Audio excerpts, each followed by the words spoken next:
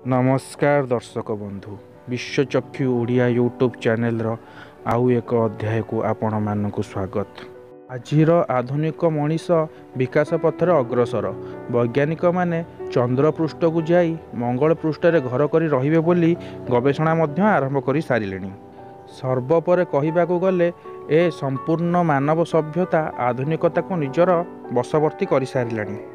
जदि कुहाजाए आधुनिक पृथ्वी पृष्ठरे एपरी एक स्थान रही जार अधिवासी माने आज भी आधुनिकता ठारू बहुत दूर रे, अर्थात सेमानंकु आज भी कपड़ा पिंधिबा जणा नाही कि सेमाने नियार व्यवहार मध्य जानती नाही।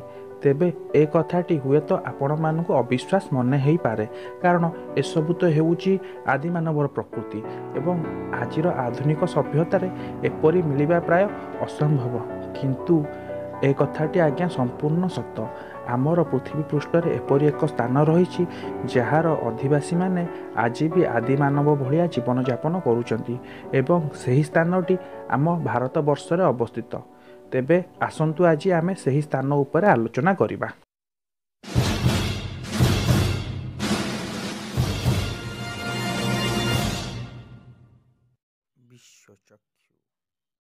बंगोपसागर रे रही आंडामान निकोबर द्वीपपुंज। एही आंडामान निकोबर द्वीपपुंजर गोटे द्वीप हेउची नॉर्थ सेंटिनल आइलैंड, जहाँकि आमर भारत वर्ष अंतर्गत। प्राकृतिक सौंदर्य हिसाब रे देखिबाकू गले नॉर्थ सेंटिनल आइलैंड खूब आकर्षणीय, किंतु एही द्वीपर एपरी एक रहस्य रही जहा जोगु आपण सेठाकू जिबाकू डरिबे, कारण एहाकू मृत्युर द्वीप मध्य कुहाजाए। एठाकार अधिवासी माने आज भी आधुनिक सभ्यता ठारू बहुत दूर रे। जदि भी कौनसी व्यक्ति भूल रे ताको द्वीपरे पहुँची जाए ताहेले सेमाने ताकू संपूर्ण जीवनरू मारी देई थांती। एठाकार अधिवासी मानकू सेंटिनेलेस कुहाजाए। एहार जनजाति खूब हिंस्र एवं आक्रामक, एमिति कि जदि कौनसी हेलिकॉप्टर बा उड़ाजहाज एही द्वीप ठारू अल्प उच्चरे उड़े तेबे सेमाने ता उपरकू पत्थर एवं तीरर वर्षण करिथांती। 2006 मसीहारे किछि माछ धराली भूल रे एही द्वीपरे पहुँची जिबारु सेमानकु निजर जीवन हराइबाकू पड़िथिला। एठाकार आदिवासी माने आज भी निज हिसाब रे जीवन यापन करुचंती। एमानकु आज पर्यंत चाषबास जणा नाही। एही प्रजातिर लोक आज भी खाद्य पाई शिकार उपरे निर्भर करुचंती। शिकार करिबा पाई एमाने आज भी धनुतीर एवं पत्थरर अस्त्रशस्त्र व्यवहार करुचंती। निया जलाइबार प्रणाली एमानकु प्रायतः जणा नाही, कारण निया पाई एमाने वज्रपात उपरे निर्भर करिथांती। जेहेतु एही द्वीप भारत वर्ष अंतर्भुक्त अटे, तेणु भारत सरकार एमानंकु मुख्य स्रोत रे सामिल करिबा पाई बहु चेष्टा करी मध्य विफल होइचंती, कारण जेते थर भी एमानक निकटकू जिबाकू चेष्टा करा होइछि एमाने आक्रमणर सहित स्वागत जणाइचंती। तेणु 1991 मसीहा परठारु भारत सरकार एमानक सह कोनोसी संपर्क रखिबे नाही बोली कि भविष्यत रे एमानक सह कोनोसी जोगाजोग करिबाकू चेष्टा करिबे नाही बोली घोषणा करि दैछंती।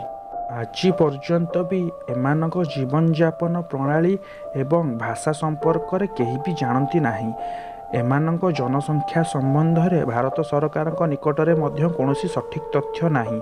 2011 जनगणना हिसाब रे एमानक जनसंख्या को आनुमानिक 39 रखा जाइछि।